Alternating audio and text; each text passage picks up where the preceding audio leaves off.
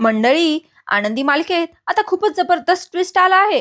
आता आनंदीच्या रक्षणासाठी युगंधरने आनंदीला फॅक्टरीमध्ये नोकरी मिळवून दिली आहे. आता इकडे युगंधरला कळलेलं आहे की विद्याधरची वाकडी नजर आनंदीवर पडलेली आहे. शिर्के युगंधरकडे आलेले आहेत आणि ते युगंधरला झालेली सगळी हकीकत सांगतायत. आता युगंधरने शिर्केपाशी सांगितलेलं असतं की विद्याधरला सूर्य उगवण्याच्या आत या गावातून गायब व्हायला, आणि जर नाही झाला तर युगंधर त्याच्याशी सगळे नाते तोडणार असतो. युगंधर म्हणतोय, माझ्या राज्यात वाघाची डरकाळी चालल, पण लांडग्याची लबाडी अजिबात चालणार नाही. आता शिर्के युगंधरने सांगितलेलं सगळं विद्याधरला सांगण्यासाठी गेलेले असतात. विद्याधर तिथे गाडीत बसलेला असतो आणि आता शिर्के त्याला सांगत असतात, ओ विद्याधर सर, कशापायी नाटकं करताय तुम्ही? मालक साहेबांचा स्पष्ट आदेश आहे, आता इथं थांबायचं नाही, लगोलग इथनं सुटायचं. आणि आता विद्याधर नाटक करत म्हणतोय, ए शिर्के, मला बी काय हौस नाही तुझ्या साहेबाजवळ राहायची, पण काय करणार, नशिबाचा खेळ, असं म्हणून गुडघ्याला हात लावतोय. आणि आता हे सगळं नाटकच करत असतो बरं का मित्रांनो. गुडघ्याला लागलंय आणि आता गुडघ्याला लागलेलं असताना प्रवास कसं करणार हे असं खोटं कारण बनवून तो तिथेच राहतो. आणि आता हे सगळं झाल्यानंतर विद्याधर त्याच्या ड्रायव्हरला म्हणतोय, ए ड्रायव्हर चल, बसायची वेळ झाली. आणि आता तो तिथून गेलेला असतो. शिर्के मनाशीच बोलतायत, हे विद्याधर म्हणजे साहेबाच्या आयुष्याला लागलेली साडेसाती आहे, लवकरात लवकर मिटायला पाहिजे, नाहीतर ह्यो अख्ख्या फॅक्टरीला ग्रहण लावल्याशिवाय राहायचा नाही. आता इकडे रात्र खूप झालेली असते आणि आबा खूपच चिंतेत असतात. त्यांना वाटत असतं आता विद्याधरची आनंदीवर नजर पडली आहे. आणि आता त्याच काळजीमध्ये आबा खूप चिंतेत तिथे बसलेले असतात. आता आरती येते आणि आरती म्हणते, आबा कशाला काळजी करताय, असा जीव पोखरून काय होणार आहे का? पण आबा म्हणतायत, कसं शांत बसू आरती, बाहेरचं जग किती बदललंय याची जाणीव असायला नको का तिला? आरती म्हणते, मला पटतंय तुमचं आबा आणि तुमचं सगळं बरोबर आहे, पण मी काय म्हणते, आपण या सगळ्या गोष्टींवर एकदा मालक साहेबांशी बोलायला पाहिजे का? ते आपल्याला नक्की काहीतरी मार्ग मिळवून देतील. पण तुम्ही शांत राहा, स्वतःला सांभाळा आणि नका विचार करू एवढा, तब्येतीकडे लक्ष द्या. आणि आता इकडे दुसरा दिवस उजाडलेला असतो आणि आनंदी नोकरीवर जाण्यासाठी निघालेली असते. पण आबा मात्र आनंदीला घराच्या बाहेर पडू देत नाहीत आणि आबांची सक्त ताकीद असते की घराच्या बाहेर आनंदीने कसलंही पडायचं नाही. पण आनंदी काही ऐकत नाही. आनंदी म्हणते, असं भिवून घाबरून किती दिवस आपण घरात राहणार? आणि आनंदी काहीही ऐकायला तयार नसते. आता आबा आरतीला म्हणतायत, आरते ते काम राहू दे हातातलं, आधी हिला समजाव, जाऊ नका म्हणा हिला घराच्या बाहेर, तो राक्षस किती वाईट आहे हिला याची कल्पना सुद्धा नाहीये. पण आनंदीला ह्या सगळ्या गोष्टींचं खूप वाईट वाटत असतं. ती म्हणत असते, काहीही झालं तरी सगळं माझ्या नोकरीवरच काय येतं? आता तेवढ्यातच तिथे वैशुताई आलेली असते आणि ती प्रसाद घेऊन आलेली असते. आबांना देते, पण आबा मात्र काही ते घेत नाहीत. आणि आता वैशुताईला आबा सांगतायत की समजाव काहीतरी आनंदीला की तू राक्षस किती वाईट आहे. आणि आता वैशुताई आनंदीला प्रसाद देत असते आणि प्रसाद देतानाच म्हणते, आबा बरोबर म्हणतायत आनंदी, आबांचं ऐक, तो राक्षस खरंच खूप वाईट आहे अगं. पण आनंदी काही ऐकत नाही तिचं आणि आनंदी उलट तिलाच विचारते, वैशुताई, उद्या तुझ्यावर जर अशीच परिस्थिती आली तर उद्या तू अशीच घरात बसून राहणार आहेस का? आणि वैशुताई काही बोलणार तेवढ्यातच विद्याधर तिथे आलेला असतो आनंदीच्या घरी आणि तो म्हणतोय, नाही, अजिबात नाही. आणि आता विद्याधरला बघून सगळेच चपापतात आणि त्याला तिथे पाहून आबांना तर खूपच टेन्शन आलेलं असतं आणि सगळेच खूपच चिंतेत असतात. आता हा विद्याधर नवीन इथं येऊन काय करणार याची चिंता सगळ्यांनाच लागलेली असते. तो आल्यावर आबांना रामराम करतोय आणि आनंदीला म्हणतोय, तुम्हाला गुड मॉर्निंग. आनंदी सुद्धा आता खूपच घाबरलेली असते बरं का. आता तो आबांना क्रॉस करून आनंदीकडे जवळ जात असतोय, पण तेवढ्यातच आरती तिथे समोर येते. आणि आता विद्याधर आबांना म्हणतोय, आमच्या कानावर असं आलं की आनंदी आज घराच्या बाहेरच पडणार नाही, म्हणून मग आम्हीच आलो घरी आनंदीला भेटायला.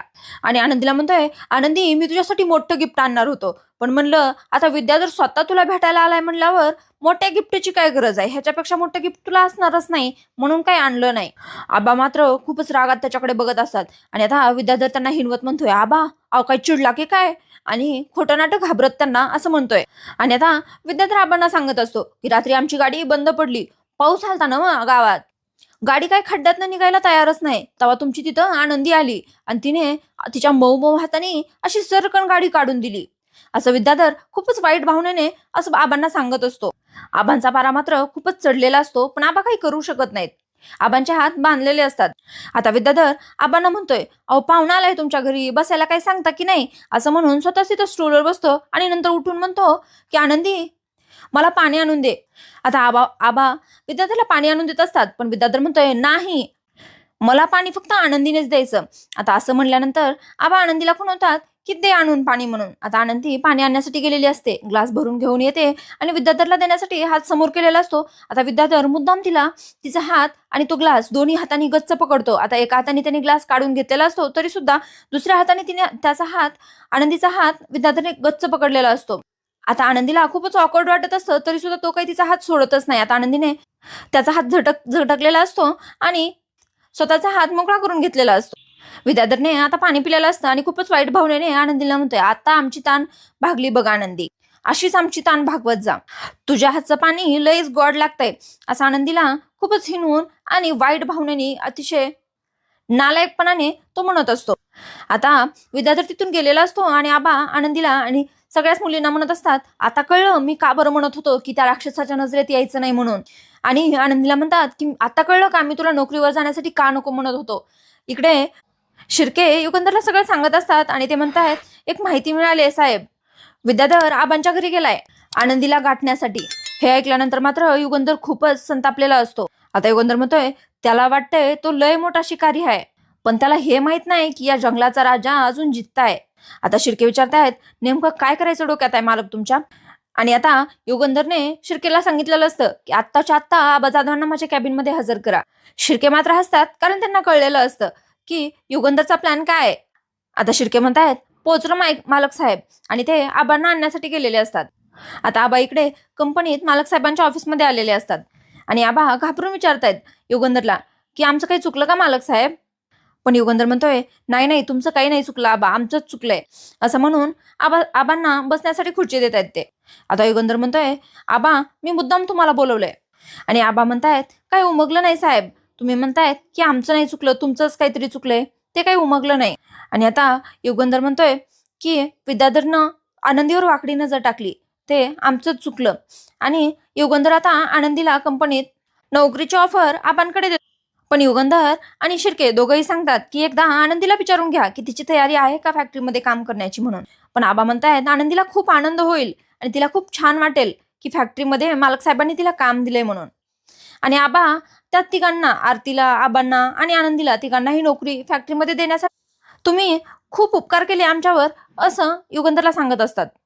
आणि आता युगंधर आबांना सांगतोय की आनंदीने जर इथं फॅक्टरीमध्ये काम केलं तर एकतर तिला विद्याधरपासून सेफ ठेवता येईल आणि आनंदीवर आपलं लक्ष सुद्धा राहील, आणि शिवाय आनंदीच्या हुशारीचा उपयोग आपल्या फॅक्टरीला, आपल्या कंपनीला सुद्धा होईल. आता आबा परत एकदा हात जोडून त्यांना धन्यवाद म्हणत असतात. पण युगंधर म्हणतोय, हात जोडू नका आबा, हात खाली घ्या, आनंदीच्या हुशारीमुळेच आपल्या कंपनीला हे डील भेटले. आणि त्यानंतर आबा म्हणतायत, आत्ता जाऊन मी तिला ही बातमी देतो म्हणतात आणि तिथून निघून जातात. आता युगंधर स्वतःशीच म्हणतोय, आता मला बघायचे तो युगंधर नावाचा साप बिळातून कधी बाहेर पडता येते. आता इकडे आनंदी दुसऱ्या दिवशी फॅक्टरीमध्ये कामाला गेलेली असते आणि तिथेच विद्याधर आलेला असतो. विद्याधरने आनंदीच्या अंगावर हात टाकलेला असतो आणि तो तिला स्पर्श करणारच असतो. तेवढ्यातच तिथे युगंधर येतो आणि युगंधर त्याचा हात असा घट्ट पकडतो आणि त्याला एक जोरात कानाखाली लावतो. आता मात्र विद्याधरचं काही खरं नसतं बरं का मित्रांनो. आता विद्याधरला युगंधरने तिथल्या एका रॉडने मारलेलं असतं आणि फॅक्टरीतून धक्के देऊन बाहेर काढलेलं असतं. त्याचा पाय फ्रॅक्चर सुद्धा केलेला असतो आणि त्याला बजावलेलं असतं की आनंदी किंवा कंपनीतल्या किंवा या गावातल्या कुठल्या पण इतर पोरीकडे नजर बाकडी करून बघितलीस ना तर डोळं काढून हातात देईल. आणि इथेच हा आजचा भाग संपलेला दाखवला. मित्रांनो, व्हिडिओ कसा वाटला हे कमेंटमध्ये नक्की सांगा. व्हिडिओ आवडल्यास लाईक करा आणि हो मित्रांनो, आपल्या आवडत्या मालिकांचे अपडेट्स रोज सगळ्यात आधी मिळवण्यासाठी आपल्या चॅनलला सबस्क्राईब मात्र नक्की करा. चला तर मग उद्या भेटूया.